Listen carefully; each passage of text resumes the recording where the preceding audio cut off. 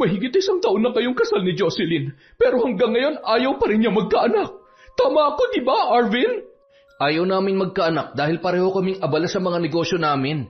Gusto muna namin makapag-ipon at maging financially stable bago kami sumabak sa pagbuo ng pamilya. Hindi po kami nagmamadali na magkaroon ng anak. Ay, ano ka ba naman? Basang-basa kong body language mo nung gabing may mangyari sa atin. Alam kong uhaw na uhaw ka na sa kama at hindi yun maibigay ng asawa mo. Kaya nga madali ka nawala sa katinuan, di ba? Kasi nga, gusto mo rin pero ayaw mo lang aminin. Sorry pero hindi ako papayag na sirain yung relasyon namin ng asawa ko. Umalis na kayo kung ayaw nyo magkaproblema tayo. Ang dami kong hawak na alas sa'yo ngayon. At para sa kaalaman mo, recorded na nangyari sa atin nung gabing yon. Ha? Ano? Hindi!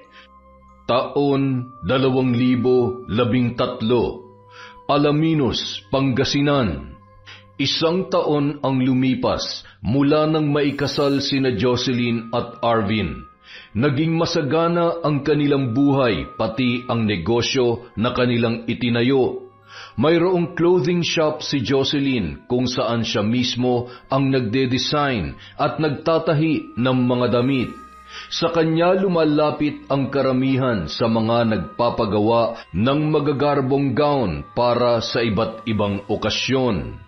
Malakas din humatak ang isa pa nilang negosyo na hawak naman ng kanyang asawa, ang kanilang coffee shop sa kabilang bayan na isa na rin sa mga tourist attraction doon dahil sa outdoor at Japanese-inspired na disenyo noon. Mula nang sila ay maikasal, wala pa silang naging problema na naging dahilan ng kanilang pag-aaway. Hindi pa sila nagkakasagutan. Batid nila na lahat ng mag-asawa ay dadaan sa ganong yugto ng buhay. Kaya minsan, hindi maiwasang maisip ng dalawa kung kailan sila magkakaroon ng hindi pagkakaunawaan at kung ano ang pagmumulan noon. Isang araw, binisita si Jocelyn ng kanyang asawa sa opisina sa kanyang clothing shop. May dala-dala yung tinapay at iced coffee para sa kanya. Agad naman siyang yumakap dito nang makalapit yon sa lamesa. Buti at naparito ka, mahal. Napadalaw lang ako, mahal. May tumawag kasi sa akin kanina eh. Talaga? Sino raw? Isa sa mga kamag-anak mo sa Tarlac, si Aling Tess. Hinahanap ka nila sa akin eh. Pinapatanong nila kung kailan ka raw pwedeng pumunta roon. Ha? Bakit naman ako pupunta doon? Ano raw meron? Dumating na raw kasi yung tita Rufina mo, yung kapatid daw ng nanay mo na nag-abroad. Ano? Si Tita Rufina? Umuwi na? Bakit, mahal? Wala lang. Hindi ko akalaing uuwi pa siya. Akala ko kasi doon na siya pipirmi sa Canada eh. Ang tagal niya na kasing wala dito. Hindi pa man tayo magkakilala. Sa Canada na siya nagtatrabaho. Halos nakalimutan ko na nga siya eh. Ngayon ko na lang siya naalala dahil sinabi mo. So, kailan ka raw pupunta ron? Bakit naman nila ako pinapupunta? Malay mo naman, gusto kayo makita ng tita mo, kayong lahat ng mga kamag-anak niya. Malay mo, may pasalubong din na ibibigay sa iyo yun. Kaya kung ako sa iyo, puntahan mo na. Pababantayan ko na lang ulit kay Baldo tong shop. Wag na siguro, hindi naman ako kailangan dun eh. Paanong hindi kailangan? Sila na nga ang tumawag sa akin at gusto kang papuntahin. Wala naman kasing alam yang si Aling Tess sa sigalot naming dalawa ni tita. Bakit? Anong ibig mong sabihin? Magkaaway ba kayo? Hindi naman sa magkaaway pero matagal na kasi kaming hindi nagpapansinan. Alam mo kasi, mula nang bata pa ako, lagi na akong napag-iinitan ni tita, lalo na nung mamatay si nanay sa sakit niya. Hindi na naging magandang trato niya sa akin. Nagkukunwari siya na inaalagaan ako sa mata ng tao pero kapag kami lang ang magkasama, lagi niya ako sinusungitan sa lahat ng bagay. Kulang na nga lang, palayasin niya ako sa sarili naming bahay eh. Basta, may attitude yung si tita. Maraming ang kagalit yun eh, dahil sa ugali niya. Kinanay lang siya walang palag. Pero nung mawala si nanay, ayun, nagreyna-reynahan na ang bruha. Ganun ba? Sorry hindi ko alam na may history pala kayong dalawa ng tita mo.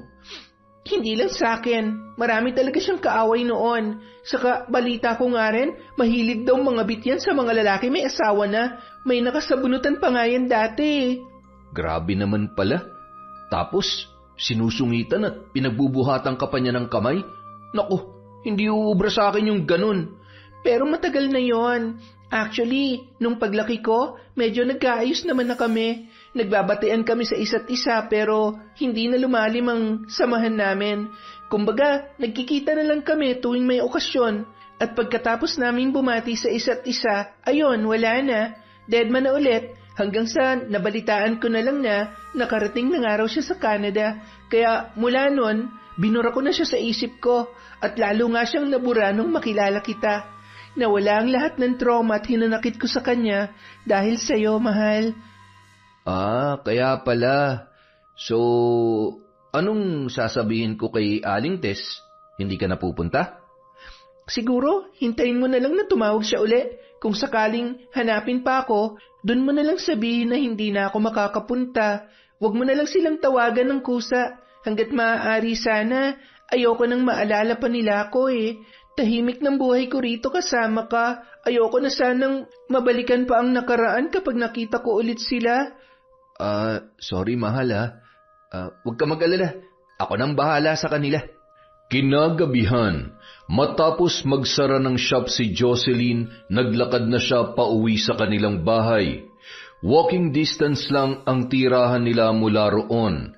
Ang asawa niya naman, maya-maya pa makakauwi. Kadalasan kasi, lampas 10:00 na nakakapagsara ang mga yon, lalo na kapag maraming customer. Habang naglalakad, isang matandang babaeng pulubi ang kanyang nakasalubong. Mahaba ang buhok noon, punit-punit ang damit at may bitbit na bayong. Ilang beses niya yung iniwasan pero yon ang kusang lumapit sa kanya hanggang sa kausapin na siya ng babae. Iha, mag-iingat ka. May naamoy akong panganib. Excuse me po? May panganib na darating sa buhay mo. Nararamdaman ko yon. Ano pong sinasabi ninyo? Isa akong manggagamot noon. Bago pa ako maging ulila, malakas ang pang-amoy ko sa mga sakit at kamalasan at hindi ako maaari magkamali sa aking naaamoy sa iyo. May mangyayaring hindi maganda na pwedeng pagmulan ng away ninyong mag-asawa. Ito rin ang magdadala sa iyo ng isang kakaibang sakit. Kaya mag-iingat ka, lalo na sa mga taong nagbabalik. Pasensya na po. Heto po ang barya. Salamat po sa oras, Lola. Ay, ngunit hindi ko kailangan ng baryang ito, Iha. Nais lang kitang bigyan ng babala dahil hindi biro ang aking naaamoy. Ngunit hindi na nilingon ni Jocelyn ang naturang matanda at hindi na rin niya binawi ang binigay na pera na balak sana nitong isauli. Nagmadali siya sa paglalakad hanggang sa makalayo siya sa matanda. Binaliwala niya ang sinabi noon. Pagka-uwi sa bahay, agad siyang naghanap ng gawain para makalimutan ang sinabi ng matanda. Kinabukasan, maaga pa lamang may kumatok na sa pinto ng kanilang bahay. Pagbukas niya noon, bumungad sa kanya si Baldo, ang matalik na kaibigan ng kanyang asawa. May dala-dala yung pasalubong para sa kanilang dalawa. Hala, saan galing to, Baldo? Sa akin, di ba? Hindi, galing yan sa kaibigang balikbayan ng tatay ko. Sinundo namin kahapon, kaya hinatian ko kayong dalawa dito sa mga pasalubong niya. May mga pambabaeng bag din dito, oh. Ayaw raw ni nanay yung design, kaya bibigay ko na lang din sana sa iyo, baka magustuhan mo. Tapos, si Arvin naman, marami siyang mga pantalon dyan at isang sapatos. Ay, ganon? Wow ha, nag-abala ka pa. Maraming salamat. Sige, ipasok mo na lang dito. Tamang-tama, nagluluto ako ng almusal. Sumabay ka ng kumain sa akin. Teka, nasan si Arvin? Nasa coffee shop na. Alam mo naman yon, talagang maagang umaalis at nagbubukas. Ako naman, maya-mayang konti pa dahil wala naman ako masyadong kliyente kapag ganitong oras. Sumabay na nga ang lalaki sa kanyang pagkain, at habang magkasalo, bigla niyang naalala ang matandang pulubi na nagbigay ng babala sa kanya kahapon. Napilitan siyang itanong sa lalaki kung may alam tungkol doon. Baldo, hindi ko alam kung kilala mo siya, pero may nakikita ka bang matandang pulubi sa labas? Mahaba ang buhok, punit-punit ang damit, at medyo malalim ang mga mata. Parang alam ko yung sinasabi mo ah. Bakit? Nagkausap pa kayo? Nilapitan ka rin ba niyan? Oo. Kahapon nakasalubong ko siya habang pauwi ako. Iniiwasan ko nga pero siya tong biglang lumapit at humarang sa akin. Tapos kung ano-ano na lang yung sinabi niya. Kilala mo rin pala yon? Sino ba siya? Hindi ko kilala yun. Pero madalas din namin siyang makita sa lugar namin. Ang totoo, kahit saan ako magpunta, lagi ko nakikita yun eh. Mukhang marami siyang lugar na pinupuntahan. Ganoon ba talaga siya? Ang usap-usapan kasi, parang may special powers daw yung matandang yun. Nakakaamoy raw kasi siya ng kapalaran ng tao. Nalalaman niya kapag may darating na sakit o kamalasan sa'yo. Ang hilig niya magbigay ng babala sa mga nakakasalubong niya. Ako, nakasalubong ko rin yun dati, pero wala naman sinabi sa akin. Siguro, wala na amoy na kamalasan o sakit. Ano? Ibig mo bang sabihin, totoo yung mga sinasabi niya? I mean, yung mga naamoy niya sa mga tao? Bakit? Ano ba sinabi niya sa'yo? Medyo hindi ko tanda pero ang sabi niya, may naamoy raw siya sa akin. Parang paparating daw na sakit. Sa akin daw dadapo, tapos magkakaroon din daw kami ng pag-aaway ng asawa ko. Hindi ko na matandaan yung iba, basta parang ganun yung sinabi niya. Hala, alam mo Jocelyn, ayoko manakot pero sa tingin ko, hindi mo dapat baliwalain yung sinabi ng matandang yun. Bakit? Totoo ba lahat yung mga sinasabi niya? Yun ang hindi ko sigurado. Ang alam ko lang talaga, nakakaamoy siya ng mga sakit at kamalasan na paparating sa tao. Yun ang kumakalat tungkol sa kanya. Pero hindi naman ako sigurado kung nagkakatotoo ba talaga lahat ng mga nararamdaman o nahuhulaan niya. Anong gagawin namin ni Arvin? Ay, mabuti pa siguro, pag-usapan niyo yan. Sabihin mo rin sa kanya yan. Tapos, lagi rin kayong magsimba. Baka sakaling hindi matuloy. O kaya makontra. Nako, siguro nga tama ka. Salamat Baldo ha. Grabe, kilala niyo pala matandang yon. Ako na lang yata ang hindi pa nakakakilala sa kanya. Basta, magdasal ka palagi at konting ingat rin siyempre. Kailangan din makapag-usap kayo lagi ng asawa mo. Pag-usapan nyo lahat ng pwedeng pag-usapan. Baka sakaling maisip nyo agad kung ano yung mga bagay na pwedeng dumating na maaaring pagmulan ng away ninyo. Malay mo sa paraang yun, mapigilan yung pareho, di ba? Walang masama kung susubukan yung unahan yung kamalasang sinasabi ng matandang yun. Alam mo, hindi naman ako gaanong nag-aalala doon sa pag-aaway namin Ang mas inaalala ko, yung sinabi niyang sakit daw na dadapo sa akin. Anong klaseng sakit naman kaya yon? Malala ba? Delikado ba? Doon talaga ako natatakot Ayaw mo bang subukan kausapin yung matanda? Para siya na may tanong mo na mabuti kung anong sakit ba talaga yung tinutukoy niya. Tapos, bigyan mo rin ng limos kahit magkano lang. Malay mo naman, matinong kausap yun. Susubukan ko. Kapag nakita ko ulit siya, grabe, kinakabahan na talaga ako. Naku, lagi lang yun dito. Minsan naman nasa bayan. Tapos minsan din nakikita pa siya sa mga karating probinsya. Mukhang maraming lugar na alam ang babaeng yun at pabalik-balik lang siya rito. Siguradong magkikita ulit kayo noon. Nang gabi ring yun, sinabi agad ni Jocelyn sa kanyang asawa ang tungkol sa babala ng matanda, pati na rin ang napag-usapan nila ni Baldo. Maging ang lalaki ay hindi makapaniwala at labis na nag-alala para sa kanya. Sa totoo lang, hindi ako gaanong natatakot dun sa pag-aaway natin na pwedeng mangyari. Dahil naniniwala ako na bilang mag-asawa, malalampasan natin yun at sigurado magkakabati pa rin tayo. Pero ang mas inaalala ko, yung sinasabi mong sakit na dadapo sa'yo. Yun nga rin ang iniisip ko Yan din ang eksaktong sinabi ko kay Baldo kanina. Ang mas kinatatakutan ko talaga yung sakit. Anong klaseng sakit ba yun? Sana hindi naman malala. Hanggang maaari sana, ayoko magkasakit dahil walang hahawak ng clothing shop natin eh. Iba pa rin kasi kapag ako mismo yung humaharap sa mga kliyente. Hindi ko talaga kayang mabitawan to kapag nagkasakit ako. Mukhang kailangan nga nating sundin ang payo ni Paring Baldo Dapat nating abangan sa labas yung matandang yun. Kailangan natin siya makita at makausap para makapagtanong tayo at makahingi na rin ng tulong kung paano lalabanan yun. Sa tingin mo, meron kaya siyang solusyon? Meron kaya siyang maitutulong kung sakali? Wala namang masama kung susubukan natin. Saka naniniwala ako na kakampi natin ang Diyos.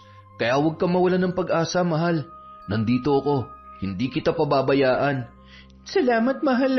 Ikaw lang talaga nagpapalakas ng loob ko. Nang sumunod na araw, magkasamang muli sina Jocelyn at Arvin sa kanyang opisina sa clothing shop. Habang may inaasikaso silang disenyo, bigla silang nilapitan ng isang tauhan at sinabing meron daw silang bisita.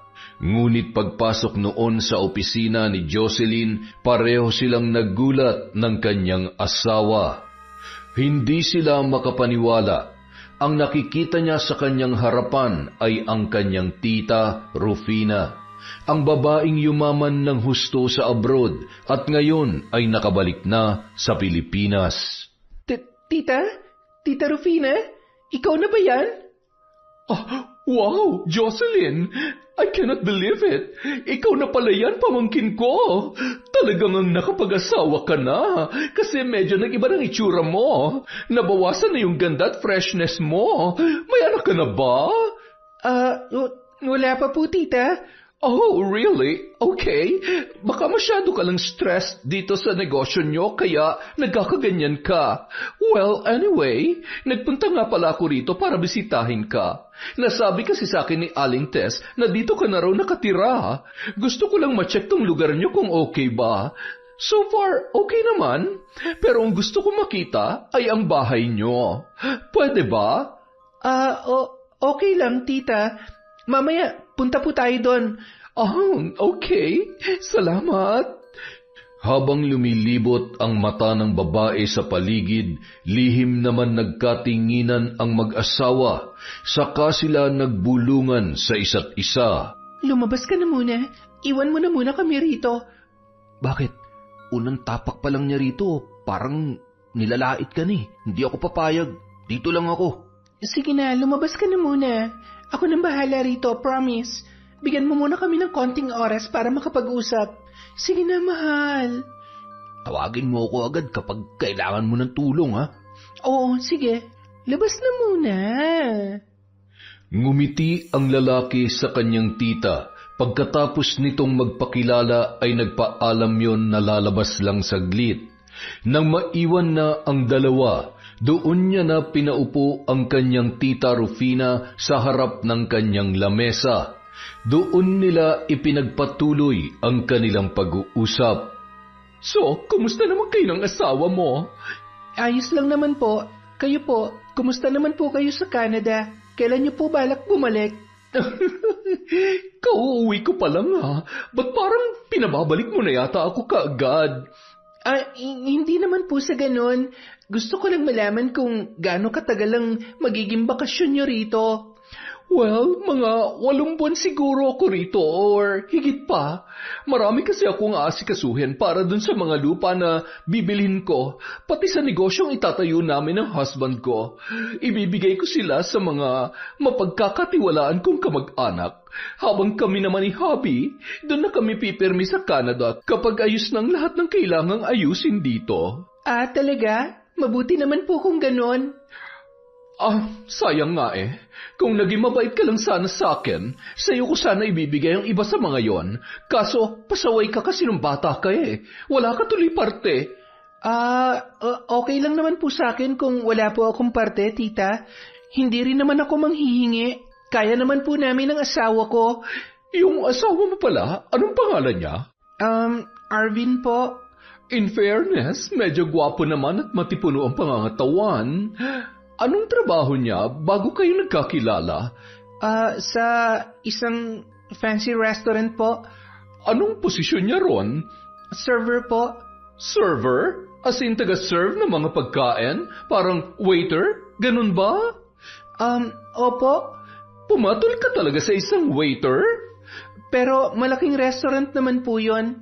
Fancy restaurant nga po eh. Luxurious na restaurant sa Maynila. Kahit na. Kahit nga sa ibang bansa malalaki ang sahod ng mga waiter doon eh. Pero sila pa rin ang nasa pinakamababang level. Akala ko pa naman nasa managerial position ang trabaho ng asawa mo. Pero dati pa po yun. Ngayon pareho na po kaming manager at CEO nito mga negosyo namin. Ako po ang namamahala rito sa clothing shop ko. Siya naman po dun sa coffee shop namin na medyo malaki-laki rin at dinadagsa ng mga turista. Pero malayo pa rin sa asawa ko. Yun kasing napangasawa ko sa Canada. 3 malalaking kumpanya ang hawak noon at nasa upper level din siya ng management. Kaya hindi siya basta empleyado lang. Mataas ang katungkulan niya bago pa man kami magkakilala. Mabuti naman po kung ganon. Sayang, akala ko pa naman bigatin ka na rin. Parang nahiya tuloy akong ipakilala ka sa asawa ko pagka-uwi niya rito. Medyo masungit kasi yun eh, lalo na sa mga hindi niya ka-level. Pasensya na po. Saka okay lang naman po yun. Ayos lang kahit hindi nyo na kami ipakilala sa kanya. Well, kung ganito pala ang buhay niyo rito, siguro, next time ko na lang bibisitahin ang bahay niyo. Baka lalo lang ako ma-disappoint. May aircon ba kayo doon? Meron naman po, sa kwarto. Sa kwarto lang? Ibig sabihin, tuwing gabi nyo lang binubuksan kapag matutulog na?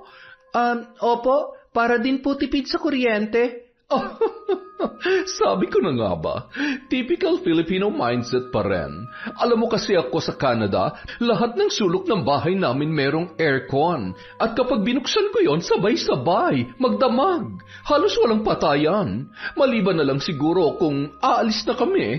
Pero hindi na namin yung tinitipid kasi nga afford naman namin. Mabuti naman po kung gano'n, tita. Masaya po ako para sa inyo dahil asensado na po pala kayo. Dapat lang. Sayang kasi at pinili mong lumayo sa akin. Kung nakinig ka lang sana sa akin noon at hindi ka nagpaka-independent kuno, baka meron ka na rin lahat ng meron ako ngayon. Ay, sige na nga. Aalis na muna ako. Marami pa akong kamag-anak na bibisitahin. Hopefully, hindi ganito ang makita ko sa kanila. Sige po, tita. Salamat po sa pagdalaw. Ihatid ko na po kayo. No, I'm fine. Ako na lang mag-isa ang lalabas. Thank you. Hindi na nakasagot pa si Jocelyn. Napayuko na lamang siya at parang maiiyak sa labis na kahihiyan. Hindi niya akalain na ganoon pa rin ang ugali ng kanyang tita Rufina, kahit matagal na yung nawala. Akala pa naman niya magkakaayos na sila dahil kusa siya nitong dinalaw. Nagpunta lang pala yun sa kanya para lalo siyang ibaba at maliitin. Muli niya tuloy naalala ang kanyang ina. Kung nandito lang sana yun, hindi sana magkakaganoon ang kanyang tita Rufina. Pagbalik ni Arvin, naabutan siya nito na nakatulala sa isang tabi. Anong sabi sa'yo ng tita mo? Naging maayos bang pag-uusap nyo? Oo, wala naman siya masyadong sinabi. Nangumusta lang siya. Ano naman ang sinabi sa'yo? Inaway ka ba ulit? Hindi naman. Bakit parang namumutla ka dyan? Siguro inaway ka na naman nun, no? Hindi naman. Medyo nagtampo lang ako dahil wala siyang dalang pasalubong para sa akin. Akala ko kasi kaya siya nagpunta dito dahil may pasalubong siya. Literal na nangumusta lang pala. Ni hindi na nga sumilip sa bahay umalis na kaagad. Ganoon ba? Hayaan mo na. Ang importante, tahimik na ulit ang buhay mo rito. Pero nakakapanghinayang nga rin, no? Biruin mo, ang tagal niyang nawala. Tapos, ikaw ang pinakamalapit niyang kamag-anak. Tapos, ikaw pa yung hindi nadalhan ng pasalubong. Mga tao nga naman talaga, kapag umaasenso, no? Hayaan mo na yon. Pero alam mo, sa totoo lang, hindi ako makapaniwalang siya yung tita mo. Lalo na nung una kong makita. Sobrang bata kasi ng itsura Parang halos kasing edad mo nga lang Hindi siya mukhang tita sa lagay niyang yun Bakit parang nagtataka ka ron? Natural, mayaman na kaya gumaganda talaga. Gumagastos na sa derma, sa mga beauty products, tapos malamig pa sa Canada. Kahit sino talaga babata at gaganda ron. Kung sabagay, tama ka. Pero syempre, ikaw pa rin ang pinakamaganda sa paningin ko. Nako, huwag mo na nga akong bulahin. Ito yung iba pang mga designs, oh. I-check mo muna bago ko ipakita sa client ko. Nang sumunod na araw, habang abala si Jocelyn sa pag-check sa mga display nila sa harap, biglang umagaw sa kanyang pansin ang mga taong nagkukumpulan sa di kalayuan. Habang tumatagal, parami ng parami ang mga tao na nagtatakbuhan papunta roon. Napilitan siyang lumabas para makiusyoso. Pagkatapos niyang makipagsiksikan sa mga tao, laking gulat niya nang masilayan kung sino ang pinagkakaguluhan ng mga yun. Bumulaga sa kanya ang dugoang bangkay ng isang matandang babae. Puti ang buhok, punit-punit ang damit, at pamilyar ang mukha noon para sa kanya. Kung hindi siya nagkakamali, yun din yung matandang nagbigay ng babala sa kanya noon. Labis siyang nagulat sa itsura nito. Naliligo sa sariling dugo at tila puno ng saksak ang katawan. Sa gitna ng kumpulan, nahagip ng kanyang mga mata si Baldo. May kausap yun na ilang tao na naroroon. Agad niya yung nilapitan at kinalabit, saka niya hinila papalayo. Uy, Baldo, ano nangyari doon? Hindi ba't yun yung matandang nagbibigay ng mga babala sa mga nakakasalubong niya? Oo, siya nga yun. Grabe, hindi ako makapaniwala. Bakit? Ano ba nangyari sa kanya?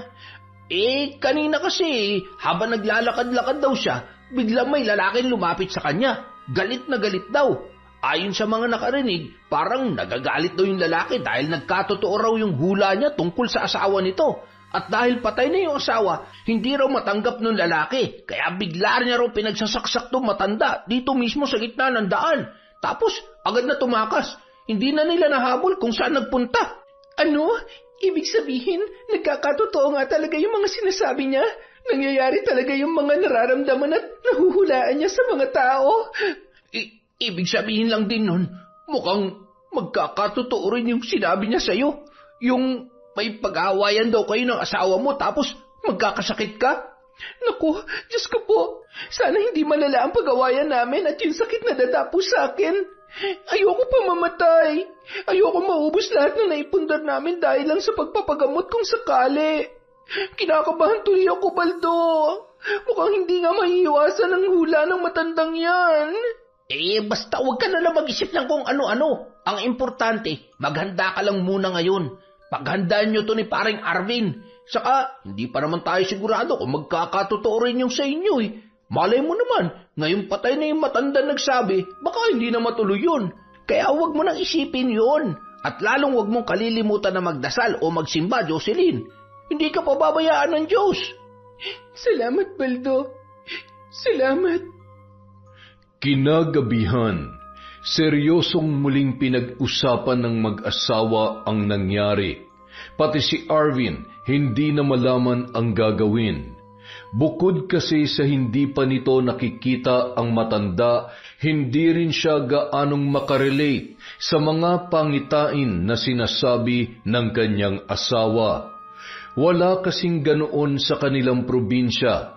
Malayo yon sa kanilang paniniwala, pero hindi rin niya kayang baliwalain ang mga wika ng babae dahil ayaw niyang madismaya ang kanyang asawa.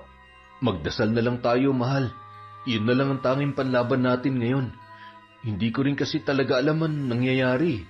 Wala akong kaalam-alam tungkol sa matandang sinasabi niyo. Hindi ko tuloy alam kung paano ka matutulungan. Pero asahan mong nandito lang ako. Handa akong makinig sa'yo. Samahan na lang natin ang dasal ng lahat. Pasensya ka na, mahal. Hindi ko lang kasi talaga maiwasang mag-alala eh.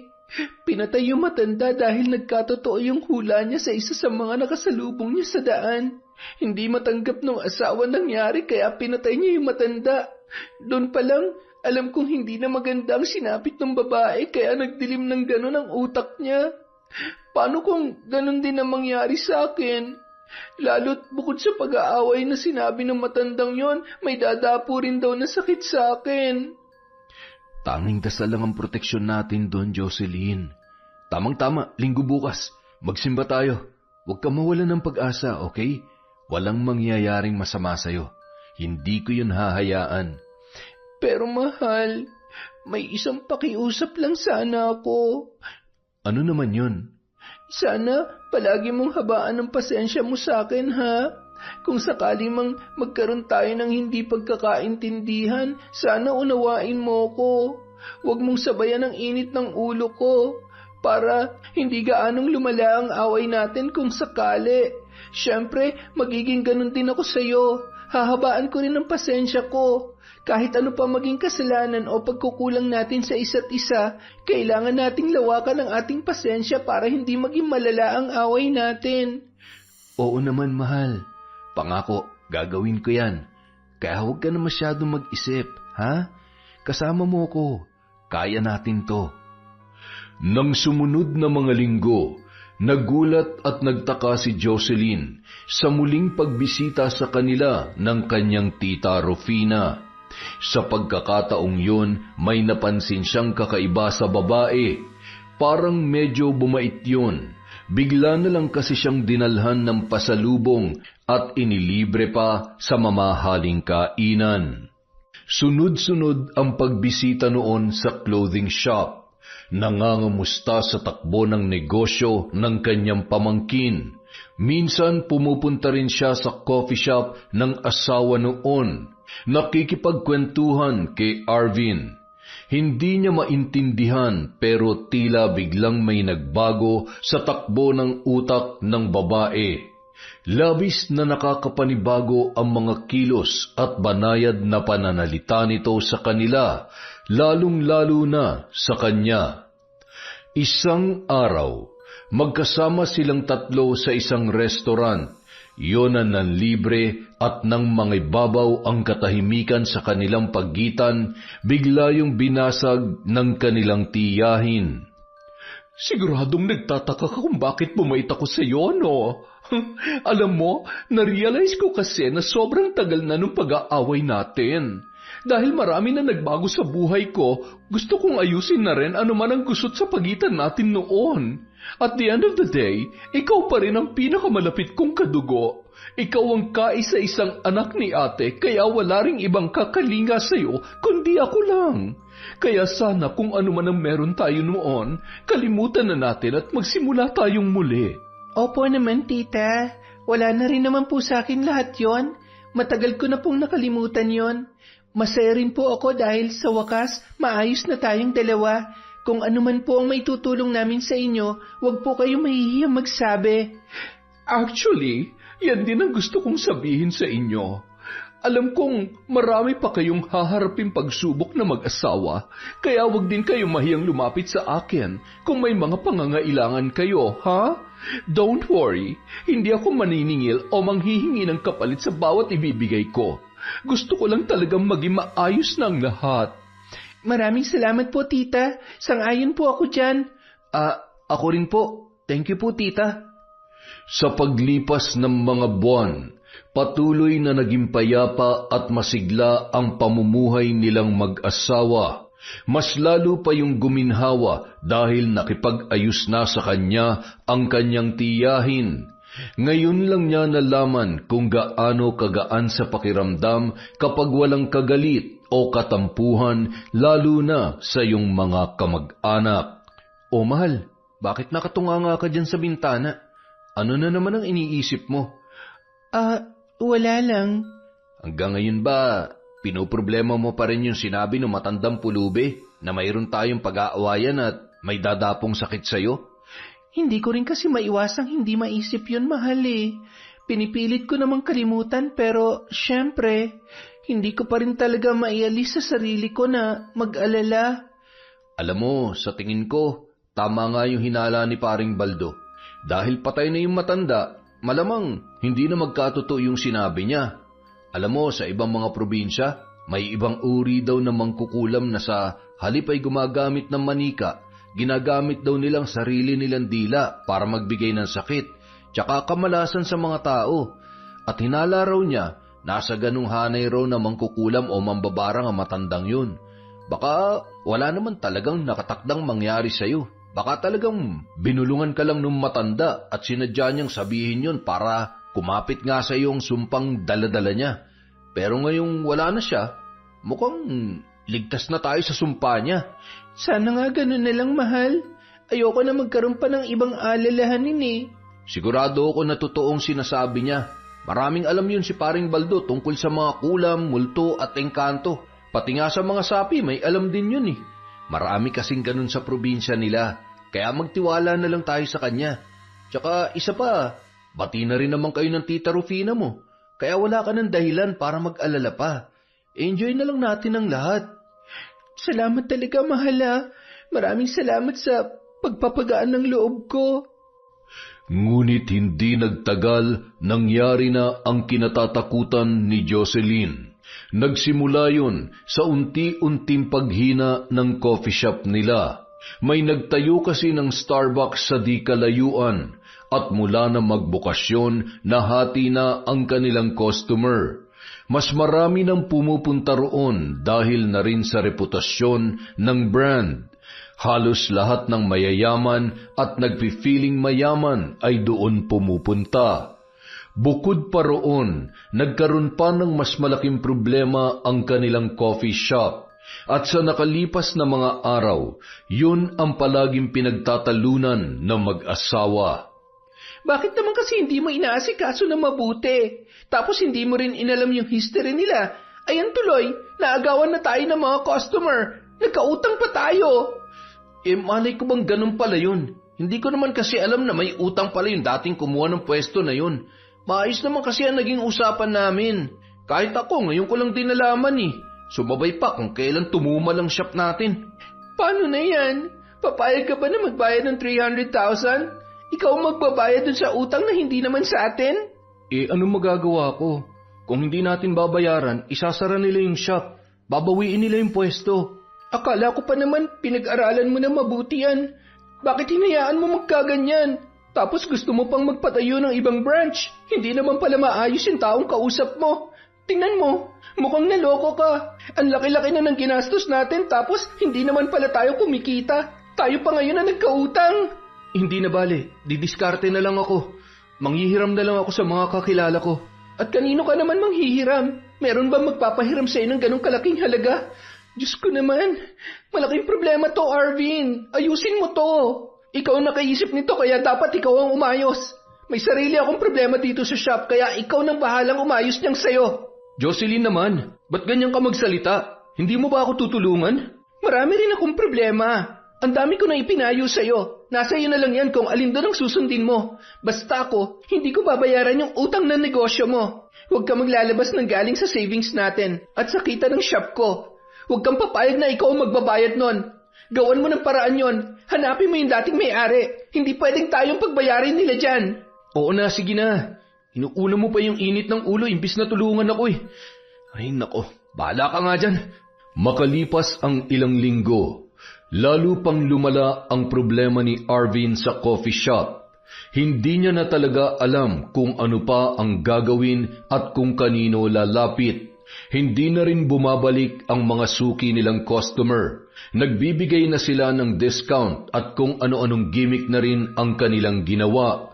Pero hindi na bumalik ang kanilang mga suki at naglipatan na sa kabilang establishment.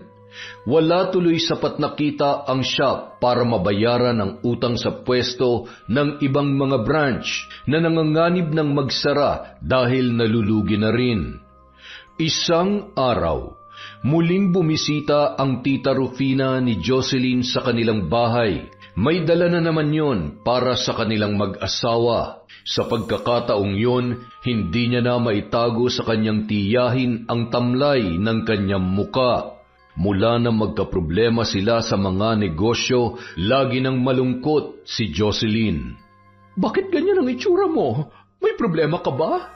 Magkadugo pa rin tayo, Jocelyn. Kaya alam ko kung may itinatago ka sa akin. Si Arvin po kasi... Bakit? Anong problema sa asawa mo? Kasi po, medyo napabayaan niya yung isang store namin. Nalulugi na po, tita.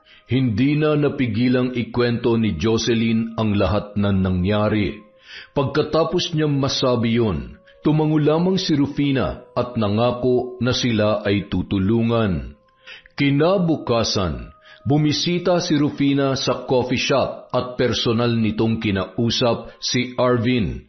Naikwento rin ng lalaki ang kanyang problema at gaya ng sinabi kay Jocelyn, nag-alok din yon ng tulong para maisalba ang kanilang negosyo. May mga kilala kong business expert na pwede makatulong sa'yo na mag-isip ng bagong strategy para mabawi niyo ang dating sigla ng coffee shop. About naman dun sa utang niyo sa pwesto, ako na munang bahala ron. Paluluwagan ko muna. Sigurado po ba kayo? Medyo malaki-laking halaga po kasi yun eh. Asawa ka ng pamangkin ko, kaya hindi ka na rin iba sa akin. Kaya kung ano man ang problemang pinagdadaanan nyo, problema ko rin yon. Kaya umasa kang tutulungan kita, ha? Basta sundin mo lang lahat ng mga ipagagawa ko para mabilis nating maisalba ang negosyo ninyo. Naku, hindi ko po matatanggihan yan. Maraming salamat po, tita. Salamat po talaga. Ano ka ba naman? Pwede ba, huwag ka nang mangupo sa akin? Masyadong nakakatanda yan eh. Pwede bang Rufy na lang ang itawag mo sa akin? Mas komportable kasi ako sa pangalan ko eh. Ayos lang naman po sa akin. Salamat ulit, Rufy. Mula noon, naging regular na ang pagbisita ni Rufina sa coffee shop para tulungan si Arvin sa pagbawi sa dating sigla ng kanyang negosyo. Ito na rin ang nagbayad sa halaga na kailangan niya na pambayad sa renta. Kahit papaano, unti-unting nakabangon ang coffee shop ni Arvin. Bagamat hindi na ganoon karami, bumalik ang ibang customers. Pero ang mahalaga, sumasapat pa rin ang kita nilang pumapasok sa araw-araw, kaya malayo na silang bumagsak gaya ng dati. Dahil yon sa mga bagong strategy at implementations na pinatupad ni Rufina sa coffee shop.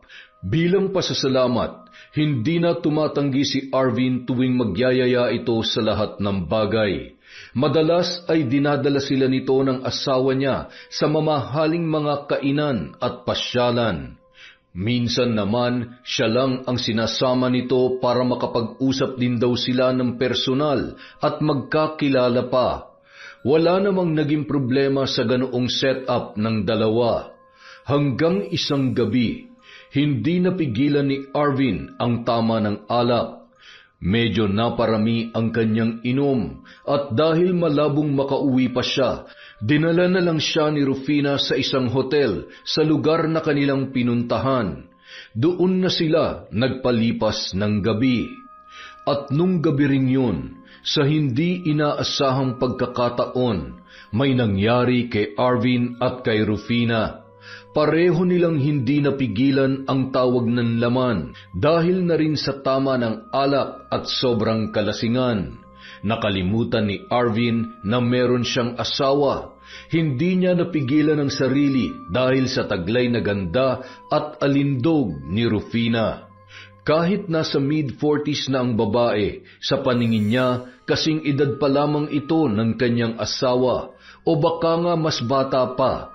Ganun yun kaganda dahil sa tulong ng derma. Kinabukasan, gulat na gulat si Arvin nang masilayan ang sarili. Wala siyang saplot sa ibabaw at nakakumot pa silang dalawa ni Rufina. Agad na nagising ang babae dahil sa kanyang pagbangon. Oh, Arvin, gising ka na pala. Good morning. Anong ginagawa natin dito? Bakit tayo nakahubad? Nakainom ka kasi kagabi. Pati nga rin ako eh. Kaya naisip kong dito ka na lamang dalhin. Kesa naman pilitin pa nating umuwi sa ganung lagay. Gusto mo na bang umuwi na? Ayos lang din naman sa akin. Kaso, hindi ako nakapagpaalam sa asawa ko. Hindi niya alam na aabutin ako ng umaga rito. Kausapin mo na lang siya. Maiintindihan niya naman yan eh. Saglit na napatitig si Arvin sa babae. Higit siyang nagulat nang maalala kung ano ang nangyari buong gabi. Huwag mong sabihin na plinano mo to. Ano bang ibig mong sabihin, Arvin? Sabihin mo nga sa akin, Rufy. Sinadya mo ba to? Talaga bang nilasing mo ako kagabi para madala mo ako rito? Imposible kasing nagkataon lang to. Hindi lang to nangyari. May iba pa. May iba pa nangyari sa atin kagabi. Ano naman kung may nangyari sa atin? Tayong dalawa lang naman ang nandito. Wala namang nakakita. Kung ganun sinadya mo nga, lintik naman na buhay to. Bakit mo ginawa yun? Ano bang... nako. Kung makapagsalita ka naman, parang ako lang ang may kasalanan. Baka nakakalimutan mo. Ginusto mo rin to, di ba? May pagkakataon kang tumanggi kagabi pero hindi mo ginawa. At huwag mo rin gawing dahilan na lasing ka. Ilang beses kitang kinausap kagabi at matino ka pa rin naman sumagot. Kaya kahit papano, alam mo pa rin ang ginagawa mo. Pero bakit kailangan mo pa akong samahan dito? Bakit hindi mo na lang ako iniwan mag-isa rito? May pambayad naman ako eh. Buti pa, kalimutan mo na lang ang nangyari. Hindi naman ito malalaman ng asawa mo eh. Ang layo ng lugar na ito. Isa pa, wala rin naman nakakita sa atin dahil tayo lang dalawaan nandito.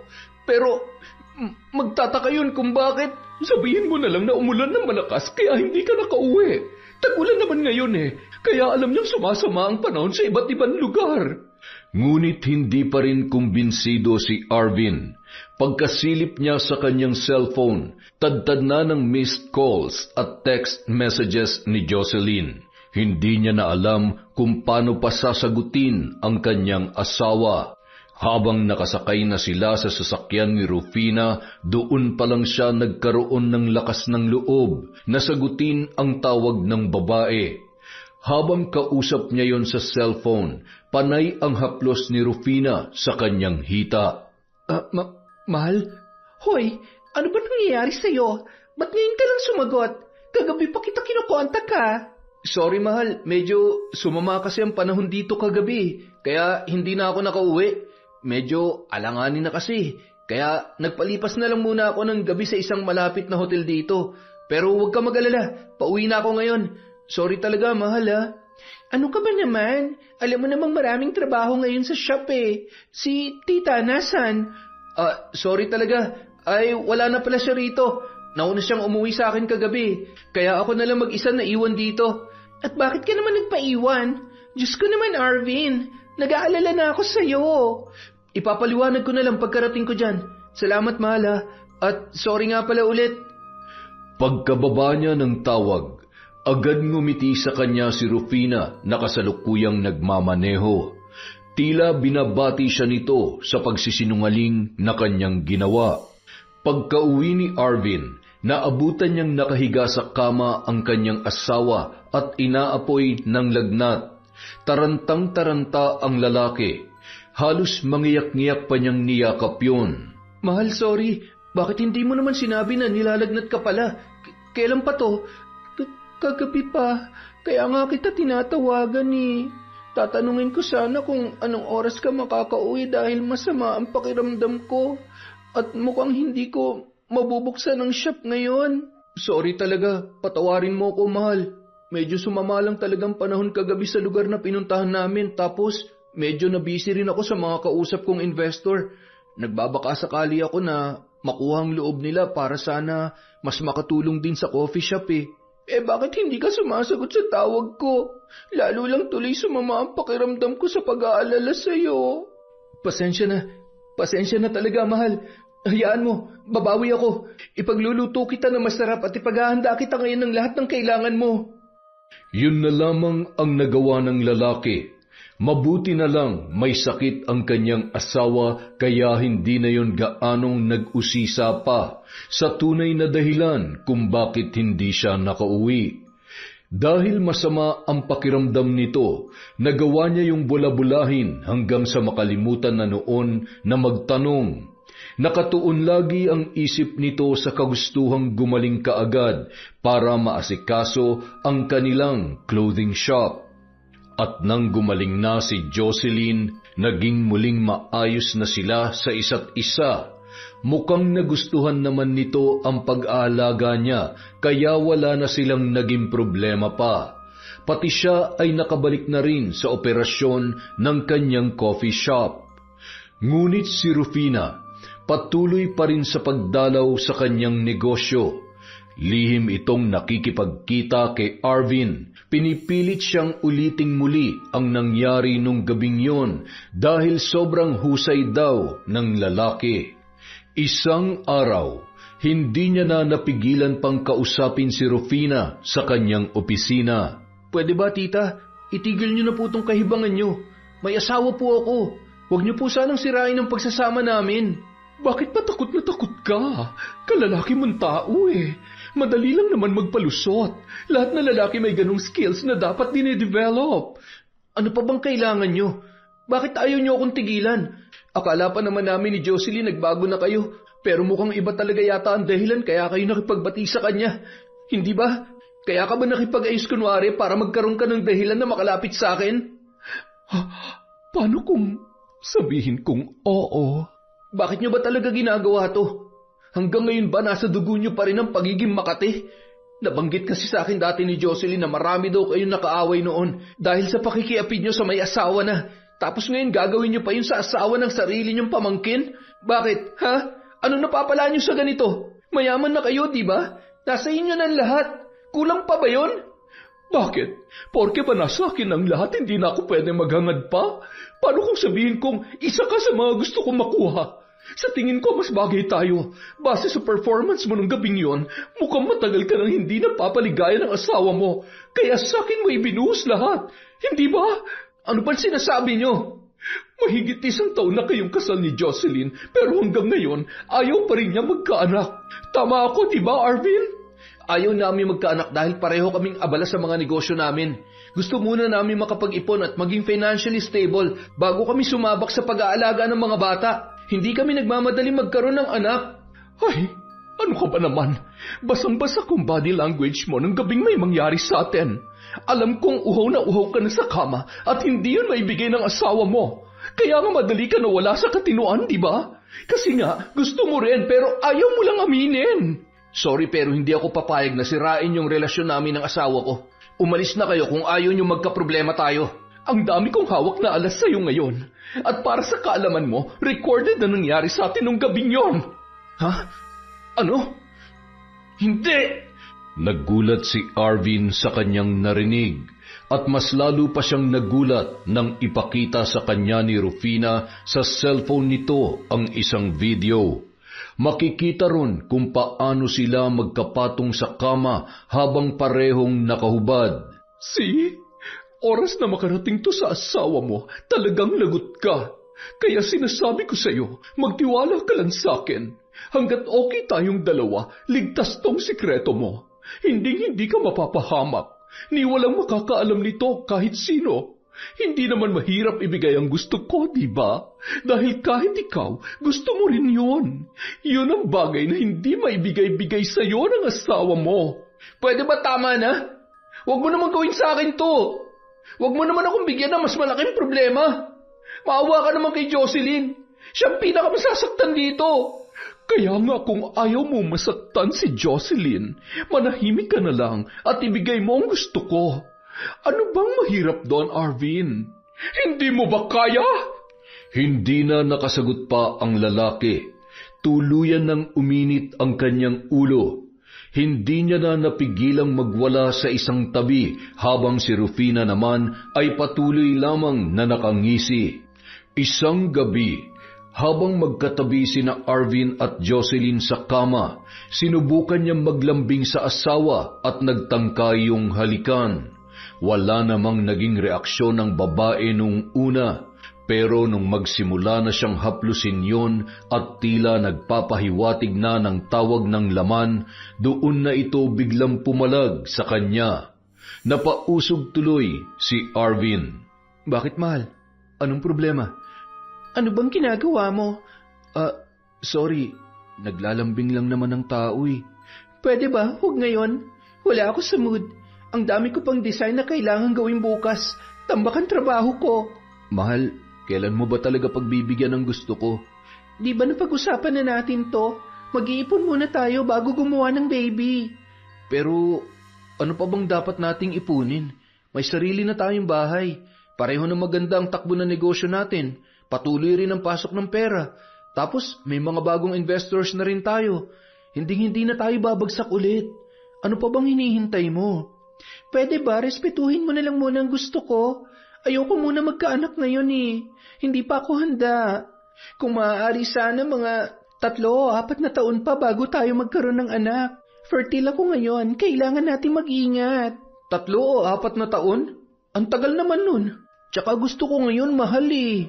Mabigat na responsibilidad kapag meron na tayong anak. Gusto ko pareho na tayong ready pagdating ng panahon na yon. Kaso ngayon, hindi pa ako ready eh. Ayoko muna. Magpalipas lang tayo ng ilang araw, pwede ba? Tsaka ang dami kong iniisip eh. Kung yan ang gusto mo, bahala ka. Hindi na napigilang madismaya ng lalaki. Medyo nasaktan siya sa mga sinabi ni Jocelyn. Nauunawaan niya naman na hindi pa yun handa na magkaroon ng anak. Kaya lamang ay tila hindi niya na matiis ang kanyang pangangailangan bilang lalaki. Kahit ang kanyang mga magulang, nagtatanong na rin kung kailan sila magkakaroon ng apo. Dahil doon, medyo sumama ng konti ang loob ni Arvin sa kanyang asawa.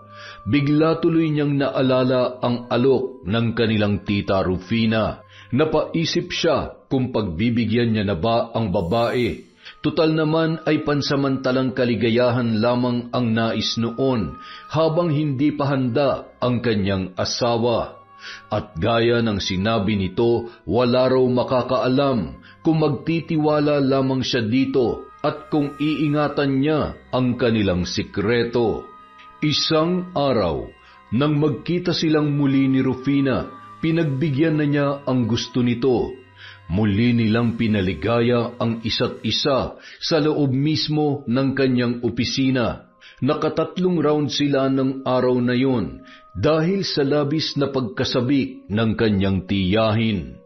Habang sila ay magkapatong nung oras na yon, hindi niya napigilan na mabighani sa taglay nitong ganda at alindog.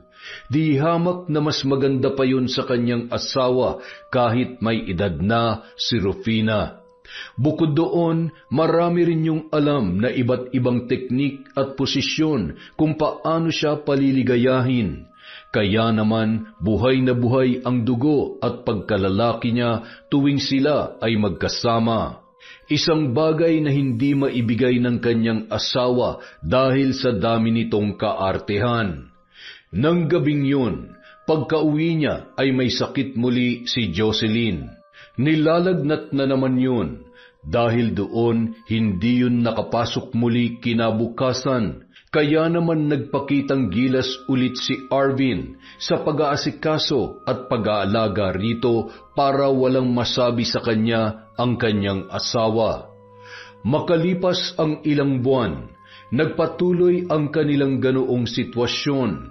Tuwing nasa malayo siya, si Rufina ang lagi niyang kasama. Medyo napapadalas na rin ang pagkakasakit ni Jocelyn. Madalas siyang dapuan ng lagnat at mga allergy sa katawan. Dahil doon, hindi na yon gaanong nakakapag-usisa sa kanya. Kahit ginagabi pa siya ng uwi at nag-iiba na rin ang pagpasok at pagliban niya sa trabaho.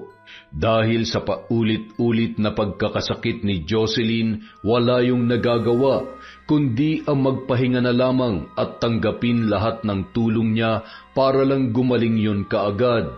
Hindi na yun nabigyan ng pagkakataong makapagtanong sa kanya sa tuwing siya ay umaalis na hindi na nagpapaalam.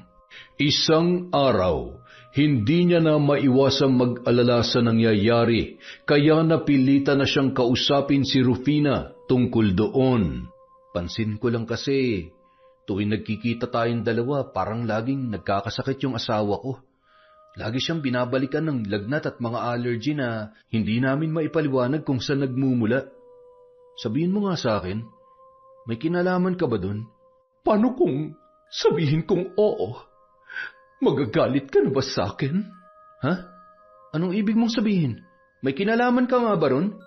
Kaya nga sabi ko magtiwala ka lang, diba? Hindi tayo mabibista ng asawa mo dahil dito. Dahil sa pabalik-balik na sama ng pakiramdam niya, wala siya magagawa kundi magtiwala sa'yo dahil ikaw lang ang mag-aalaga sa kanya. Sa paraang yan, mas madali mo makokontrol ang sitwasyon at hindi ka na mangangamba na bigla na tayo mahuhuli kung saan man. Sira ka ba? Seryoso ka ba? Anong ginagawa mo sa asawa ko, hayop ka, ha? Relax. Ano? Aawayin mo na naman ba ako? Baka nakakalimutan mo. Kayang-kaya kitang ilaglag anumang oras. Kaya huwag mong pinapainit ang ulo ko. Pero ano ang ginagawa mo? Pinapakulam mo bang asawa ko para magkaganon siya? Hindi lang basta kulam. Mas matindi pa ron. At dahil din doon, wala rin makapagpapagaling sa kanya kundi ako lang. Ako ang magdedesisyon kung kailan siya gagaling. Kaya kung gusto mong maging maayos ang lahat at hindi na ito maging problema pa, sundin mo lang palagi ang gusto ko. Ibigay mo sa akin ang pangangailangan ko. Wala tayong magiging problema at lalo pa kitang tutulungan dito sa negosyo nyo. Hayop ka talaga, Rufina. Napakasama mo. Bakit kailangan umabot pa sa ganito? Gusto mo rin naman to, hindi ba? Kahit nga hindi ko pa sinasabi sa iyo nung una, pansin ko parang nakukuha mo rin ang gusto kong mangyari. Kahit ikaw, sinasamantala mo rin ang palaging pagkakasakit ng asawa mo para makontrol mo ang panahon at hindi ka niya masundan dito. Huwag mo sabihin, hindi ka nakikinabang dito. Hayop ka talaga. Alam mo, hanggat pinaliligaya mo ko, walang mangyayaring masama. Yan ang pangako ko sa iyo, magtiwala ka lang. Hindi ka mabibisto kung hindi mo rin ako bibigyan ng dahilan para ilaglag ka. Maliwanag ba, bebe ko? Pagkatapos ay bigla yung yumakap kay Arvin at hinalikan ang kanyang labi. Wala na siyang nagawa pa, napapikit na lang siya para pigilan ang kanyang luha. Habang patuloy pa rin sa paghaplos at paghalik sa kanya ang kanyang tiyahin. Hindi mo ba iniisip ang asawa mo sa Canada tuwing ginagawa mo to? Dahil ganito rin ang ginagawa ko sa kanya. Tuwing may gusto kong gawing kababalaghan, pinabibigyan ko rin siya ng sakit sa kakilala ko para hindi niya ako masundan at mawalan siya ng enerhiyang gumawa ng kahit na ano. Kaya pala, gawain mo pala talaga to. Sanay na sanay ka na dito. Kaya huwag ka nang mangamba. Hanggat sinusunod mo ko, ligtas ang sekreto mo. Ngunit habang tumatagal, palala rin ng palala ang kalagayan ni Jocelyn. May mga pagkakataon na sumusuka na yon na may kasamang bulate. At tuwing dudumi naman, may halo rin mga patay na insekto. Maging siya ay labis na nasindak dahil doon. Sinubukang ipatingin ni Arvin ang kanyang asawa sa mga doktor, pero tila walang tumatalab sa mga gamot na ibinibigay sa kanyang asawa. Patuloy pa rin na bumabalik ang kakaiba ng lagnat at allergy na may kasamang pagsusuka at pagdudumi, na may halo ring uod at insekto. Hindi na makatiis ang lalaki. Napaiyak na lamang siya na minsan mahimbing na ang tulog nito. Hindi niya akalain na aabot sa ganoon ang lahat. Mahal niya naman ang kanyang asawa, pero dahil nga sa patuloy na pagtanggi nito para hindi makabuo ng anak, hindi niya na napigilan ang pagkagat sa tukso ng sarili nitong tita. Gustuhin man niyang sisihin ang sarili, pero sa kabila ng lahat, aminado siya na ginusto rin niya ang nangyari dahil maging siya ay atat na rin na makapagpakitang gilas sa kama para lamang maibsan ang labis na pagkauhaw ng kanyang pagkalalaki. Isang gabi, hindi na napigilang magsabi ni Jocelyn sa kanyang asawa, kahit marami siyang gustong itanong dito dahil sa mga pagbabagong napapansin niya ay hindi niya magawa sapagkat pinangungunahan siya ng mga kakaibang sintomas sa katawan. At dahil wala rin siyang ibang malapitan, tanging dito lang siya nakakapagsabi ng kanyang mga problema. Tulungan mo ako, mahal. Hindi ko na talaga kaya. Bakit, mahal? Saan mo gustong pumunta? Ilabas mo na ako dito sa ospital. Nagsasayang lang tayo ng pera at panahon dito. Mukhang hindi doktor ang kailangan ko, kundi albularyo. Ano? Albularyo? Kailangan natin tawagin si Lolo Orlando. Siya lang ang makakatulong sa atin. Si Lolo Orlando? Tatawagan ko? Pakiusap, mahal. Ano ka ba? Bilisan mo!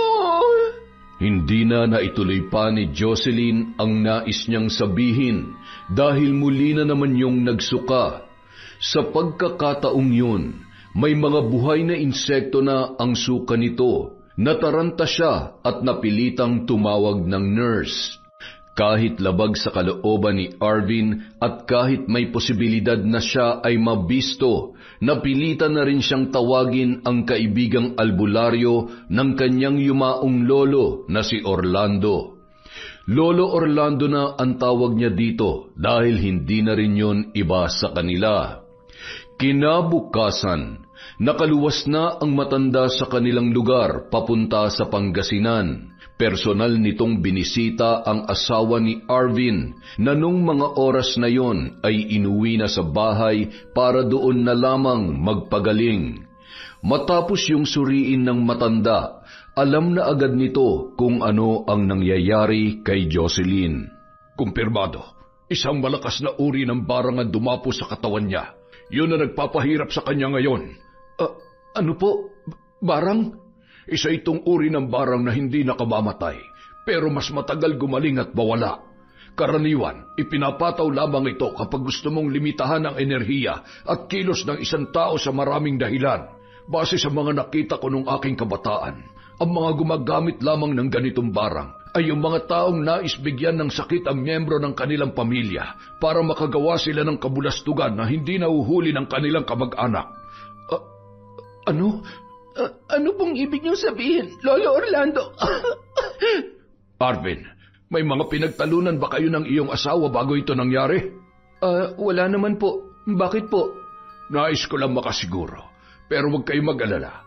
Madali lang naman gamutin ang ganitong uri ng barang. Kung mapapaamin natin yung taong nakakaalam sa kalagayan ng asawa mo, madali siyang gagaling. At madali nating makokontra ang barang na kumapit sa kanya. Ano pong ibig niyong sabihin, Lolo? Sino po dapat ang umamin? Kapag may isa sa mga kamag-anak o kakilala niyo nag-utos nito, o di kaya naman ay alam ang nangyari sa iyo pero hindi nila sinasabi, kailangan lamang nilang umamin para maging mas epektibo ang mga ritual na gagawin ko at maibalik sa mambabarang ang sakit na ipinataw niya sa iyo. Ibig sabihin, may gumawa po talaga nito sa akin? Sinadya po para magkaroon ako ng ganitong sakit? Oo, iha. Eksakto ang sinabi mong yan. Huwag po kayong mag-alala, Lolo Orlando. Kami na pong bahala ng asawa ko rito. Aalamin namin kung sino may gawa o nakakaalam nito at babalitaan na lang po namin kayo agad. Sobrang lakas ng kabog ng dibdib ni Arvin nung mga oras na yon. Agad naman niyang nilapitan ang kanyang asawa at ibinaling muli sa ibang bagay ang atensyon para hindi maibato ang bintang sa kanya. Huwag kang mag-alala, mahal. Gagawin ko ang lahat. Aalamin ko kung sino may gawa nito. Hindi tayo titigil hanggat hindi natin nalalaman kung sino may pakana nito sa'yo. Huwag kang susuko, mahal. Magpakatatag ka lang palagi. Kinabukasan, muling nagbalik si Rufina sa coffee shop. Pagkatapos nito sa opisina, agad itong lumapit kay Arvin at bumalik. Pero itinaboy niya na ang babae. Pwede ba, Rufy? Tama na. Kailangan natin mag-usap. Ano na naman bang problema at parang sinusumpong ka na naman dyan? Malapit na tayong mabisto. Anong klaseng barang ba kasing pinataw mo sa asawa ko? Aba, malay ko. Yung kakilala ko mambabarang sa Sikihor ang inutusan ko. Nagbibigay lang ako ng pangalan at litrato sa kanya. Pagkatapos, siya na ang bahala sa lahat. Sira ulo ka ba? Nalaman ng albularyong kakilala namin yung uri ng barang na pinataw sa kanya. Muntik na tuloy akong pagdudahan. Yung barang na yon binibigay lang daw kapag gusto mong bigyan ng sakit yung mahal mo sa buhay para hindi ka niya mahuli sa mga kalokohan mo. Yung albularyo mismo nagsabi niyan. At sabi niya pa, may alam daw siyang paraan kung paano yun kokontrahin. Sino ba yung albularyong sinasabi mo? Anong pangalan? Tapos bigyan mo rin ako ng litrato niya para maipasa ko rin sa kakilala ko. Lahat ng pwede maging hadlang sa atin, ipapabarang ko, Arvin. Pwede ba tama na? Ayoko na nga eh. Ayoko na talaga, hindi ko na kaya. Pero Arvin, hindi ka pwedeng bumitaw, lalo na ngayong sabik na sabik pa rin ako sa iyo. Hindi na niya napigilan pa ang paghalik na ginawa ng babae.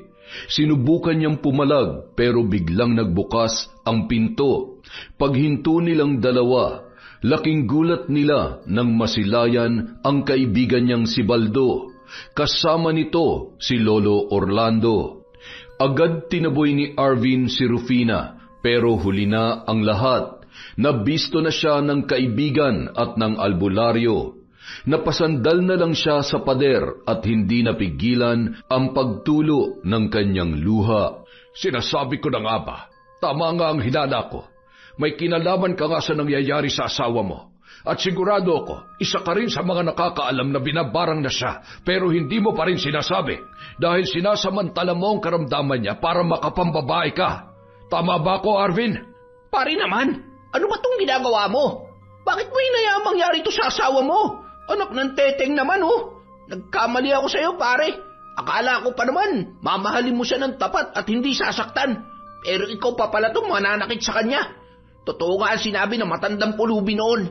May darating na sakit sa kanya at mag-aaway kayo.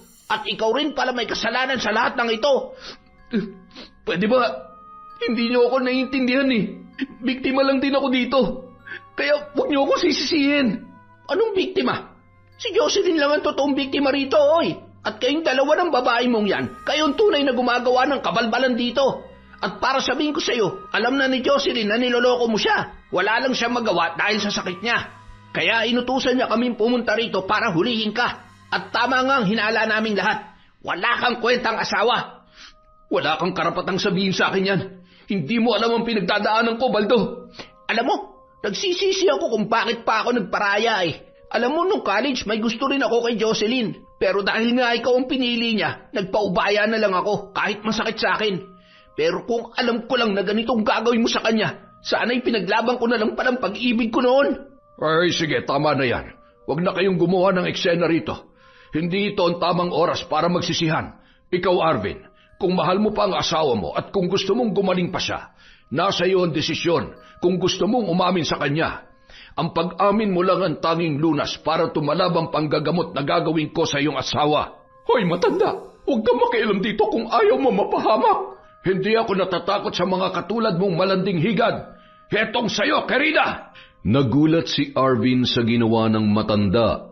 Naglabas yon ng itim na pulbura sa bulsa at isinaboy sa babae. Bigla na lang nagsisigaw si Rufina at lumabas. Ayon sa matanda, isang uri daw yon ng lason para palabuin pansamantala ang paningin ng isang nilalang at para pasakitin ang ulo noon, ngunit hindi raw yon nakamamatay. Ayaw pa sanang umamin ni Arvin pero alang-alang sa kanyang asawa, sama-sama silang umuwi ng mga sandaling yon. Kahit nahihiya at natatakot, umiiyak siyang inamin sa babae ang lahat, pati na rin ang nangyari sa kanila nang tiyahin nito. Sa ginawa niyang pag-amin, labis na nasaktan si Jocelyn. Kahit maluba ang sakit, ay pinilit pa rin nitong sumigaw sa kanya para lang mailabas ang galit. Pero dahil din sa pag-amin ng lalaki, madaling nakontra ni Lolo Orlando ang barang. Wala pang isang araw, napagaling na agad nito ang asawa ni Arvin. Ngunit sa paggaling ni Jocelyn, hindi pa rin niya napatawad ang lalaki.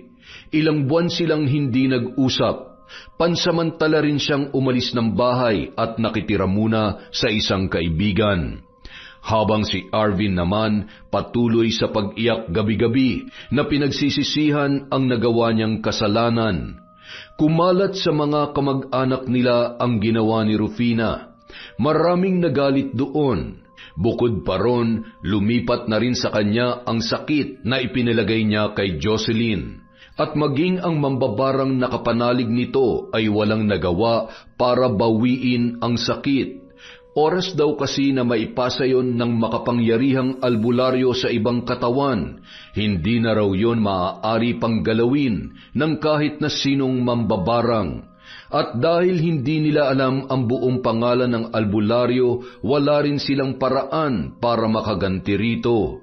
Pinahirapan ng husto si Rufina ng naturang sakit. Halos wala ring dumadalaw sa kanya sa ospital dahil marami ang nagalit at nadismaya sa kanyang ginawa. Makalipas ang 1 taon, nakapag-usap na rin sina Jocelyn at Arvin. Noong mga panahon na yon, may konting galit pa rin ang babae sa kanyang asawa pero hindi na yon ganun kalalim. Kaya naman, pinagbigyan niya na yon at muli nang kinausap. Alam kong hindi pa tuluyan naghihilom ang sugat sa puso mo, mahal ko. Kaya naman, hayaan mo sanang patunayan ko ulit ang sarili ko sa iyo. Hindi ko sasayangin ang ibibigay mong pagkakataon sa akin. Salamat at nagkita tayong muli. Mahal na mahal kita. Pasensya ka na rin. Dahil sa kaartehan ko, napilitan kang maghanap ng kaligayahan sa iba. Ngayon, gusto ko na magkaroon ng anak. Basta ipangako mo lang na hindi mo na ako ulit sasaktan. Wala kang dapat ihingi ng tawad, mahal. Kasalanan kong lahat. Masyado kong sabik at atat. Ako ang hindi makapaghintay. Pero huwag ka mag-alala. Hindi na mauulit ang nangyari. Hindi na ako magloloko pa ulit. Pangako yan. Makalipas ang 1 taon, naging masaya na ulit ang kanilang buhay at nagpatuloy ang masaganang takbo ng kanilang mga negosyo. Tuluyan nang nagbago ang lalaki at hindi na ito kumagat muli sa kahit na anong tukso. Natuto na rin siyang kontrolin ang sarili at mas lalo pang pinagtibay ang kanilang pagsasama ng kanyang asawa. Si Rufina naman may natutunan ding aral habang pinahihirapan ng sakit sa ospital. Napagtanto nito na hindi lahat ng bagay ay kayang makuha ng pera dahil kahit anuman ang iyong makamit sa maling paraan ay mayroong mabigat na kaparusahan. Yon, matinding aral na naman sa buhay, mga kaenteng. Maraming salamat po sa walang sawang pagsuporta. Pasensya na, marami lang po tayong inaayos ngayon. Bawi po ako sa susunod na story sa shoutout natin. Happy New Year po sa lahat. Maraming salamat sa walang sawang pagsuporta sa Kwentong Enteng.